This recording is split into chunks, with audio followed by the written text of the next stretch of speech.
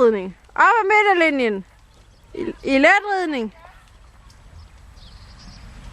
Og paradevægs.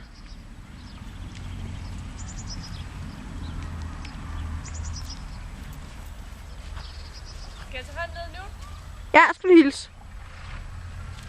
Og så frem i trav igen. Og venstre volte. Det er over mod springende. Og så skal du lave en halv skråt igennem i nedsidning. Nu? Ja, nu. Nedsidning. Ja. Og skal du rejse dig igen, når du rammer hovslaget.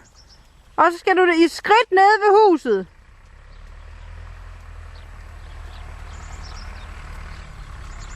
Og skal du skridt en halv skråt igennem med det samme der for lange tøjler. Og det er også bare en halv, ikke også? Ja. Og så når du rammer hovslaget lige ud, så skal du samle tøjlerne op. Og der skal du passe på, for der vil den gerne gå i trav, så skal du samle dem sådan lidt langsomt op. Og når du så kommer ned til mig, så skal du i trav i letridningen igen. Og så kommer den der halvvolte lige ud, halvvolte. Ja. Og som jo er i nedsidning. Den går pænt. Okay. Så trav. Og så midt på, der sætter du dig ned og laver halvvolten med det samme. Nu er. Og så rider du lige ud, og så husker du skal ikke helt ned. Helt ned? Ikke helt ned, nej. Sådan, det er fint. Og så når du rider lige ud, nu så er det letridning, og så skal du gear slip, eller det der. Og så skal du et skridt ned i hjørnet. Skridt!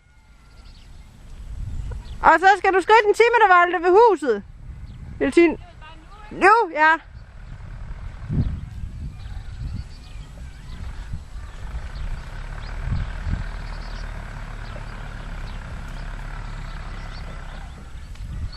Og så skal du i trav igen, når du rammer vinduet. Og det er trav letridning. Og så skal du i skråt igennem, en helt lang skråt igennem med det samme.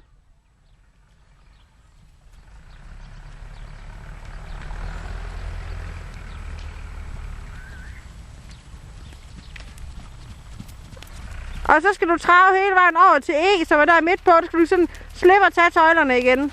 Ja. Og når du har gjort det, så skal du sætte dig ned sådan ved K, der er inde i hjørnet. Og så skal du op ad midterlinjen. Ja, nu. Og så op ad midterlinjen. Og så skridt ved D, det er når du har rettet ham lige ud. Sådan. Og så skal du skridt ned midt på paradehilsen. Og så skal du sådan skridt ham, efter paradehilsen, skridt ham ud for lange tøjler.